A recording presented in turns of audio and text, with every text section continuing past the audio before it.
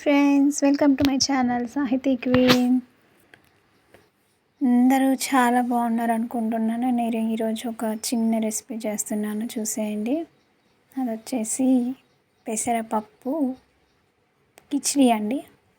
So దీనికి ఉల్లిపాయలు, పచ్చిమిర్చి అవన్నీ రెడీ చేసుకున్నాను. మసాలా కూడా ఒక దాల్చిన చెక్క, లవంగాలు, యాలకులు, కొంచెం షాజీరా అది మసాలా చేసుకొని పక్కన పెట్టేసుకోండి. సో ఇప్పుడు స్టవ్ ఆన్ చేసేసుకొని దాని మీద కుక్కర్ పెట్టుకోండి. సో కుక్కర్లో చేసుకుంటున్నాం మనం ఈ ప్రాసెస్. ఇప్పుడు ఒక పావు ఆయిల్ తీసుకుందాం.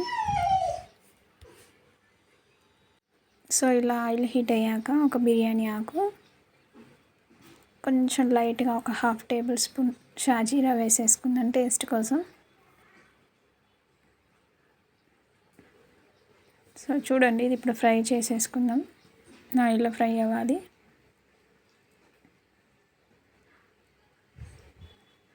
ఈ విధంగా ఫ్రై అవుతుంది కదా, ఇందులో ఇప్పుడు మనం ముందుగా కట్ చేసి పెట్టుకున్నాం కదా అండి ఆనియన్స్, పచ్చిమిర్చి, కొత్తిమీర, పుదీనా కంపల్సరీ అండి, అప్పుడే టేస్ట్ బాగుంటుంది. సో ఇప్పుడు ఆనియన్స్ వేసేసుకుందాం. వేసేసుకొని ఆనియన్స్ కూడా ఫ్రై చేసుకుందాం. చూడండి ఇలా బాగా కలిపేసుకొని ఫ్రై అవుతూ ఉంటుంది. సో ఇది గోల్డెన్ కలర్ కొంచెం లైట్గా వచ్చాక ఇందులో అల్లం వెల్లుల్లి పేస్ట్ వేసుకుందాం, 1 టేబుల్ స్పూన్ ఫ్రెష్గా నూరుకున్నది. సో చాలా బాగుంటుందండి, తప్పకుండా ట్రై చేయండి. అసలు పెసరపప్పు కిచిడి అంటే చాలా చాలా బాగుంటుంది. నార్మల్గా కాదు, కొత్త స్టైల్లో చేస్తున్నాను నేను. ఒకసారి ఇలా ట్రై చేయండి, మీకు నచ్చుతుంది. చాలా బాగుంటుంది. ఫ్లేవర్ అయితే సింపుల్గా అయిపోతుంది, చాలా ఫాస్ట్గా. సో ఇప్పుడు ఇది ఫ్రై అయ్యాక ఇందులోనే పచ్చిమిర్చి కూడా వేసేసుకుందాం. ముందుగా కోసి పెట్టుకున్నాం కదా, అవి వేసేసుకుందాం. సో ఇది కూడా ఫ్రై అయ్యాక కొంచెం పుదీనా, కొంచెం కొత్తిమీర వేసేసుకొని కలిపేసుకుందాం. సో తప్పకుండా పుదీనా, కొత్తిమీర 2 వేసుకోవాలండి, అప్పుడే ఫ్లేవర్స్ చాలా బాగుంటుంది. చాలా బాగుంటుంది అన్నమాట ఈ కిచిడికి. దీనివల్లనే ఫ్లేవర్ బాగా వస్తుంది. సో ఇప్పుడు ఇదంతా మిక్స్ చేసేసుకుందాం. చూడండి, ఇదంతా మిక్స్ అయిపోయాక సో ఫ్రై అయిపోయింది కదా, ఇప్పుడు సాల్ట్ వేసేసుకుందాం. నేనైతే 2 టేబుల్ స్పూన్ సాల్ట్ వేసుకున్నానండి, ఎందుకంటే రైస్ కూడా వేసుకుంటాం, వాటర్ కూడా వేసుకుంటాం కాబట్టి చూసి వేసుకోండి. 2 టేబుల్ స్పూన్ అయితే కరెక్ట్గా సరిపోతుంది. సో ఇప్పుడు ఇది కూడా మిక్స్ చేసేసుకుందాం. సాల్ట్ వేసేసుకొని మంచి బ్రౌనీ కలర్గా అయింది కదా అండి, ఫ్రై అంతా మంచిగా. చాలా బాగుంటుంది ఇలా ఆనియన్స్ ఫ్రై అయితేనే మంచిగా టేస్ట్ ఉంటుంది, సూపర్గా. సో ఇంతకుముందు చూపించినటువంటి వీటిని మసాలా ఫైన్గా చేసుకున్న పర్లేదు, ఇలా కచ్చాపచ్చగా చేసుకున్న పర్లేదు, దాన్ని కూడా వేసేసుకుందాం. సో ఇప్పుడు వస్తుంది చూడండి అరోమా, చాలా బాగుంటుంది ఈ మసాలా వేసాక. ఇదే అండి సీక్రెట్, నా సీక్రెట్.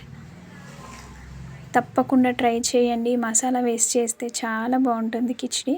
సో ఇప్పుడు కడిగి పెట్టుకున్నటువంటి పెసరపప్పు అండ్ బియ్యము ఇందులో వేసేసుకుందాం. చూడండి ఇందులో వేసేసుకున్నాం కదా. సో ఒకసారి మిక్స్ చేసేసుకుందాం అంతా బాగా, రైస్ అంతా.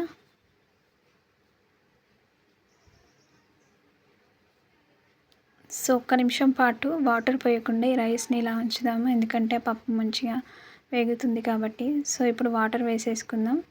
నానబెట్టినటువంటి వాటర్ని వేసుకుంటున్నాను, చాలా టేస్ట్ బాగుంటుందండి ఆ వాటర్ వేసుకుంటే. సో ఇప్పుడు కలిపేసుకుందాం. చూడండి ఈ విధంగా.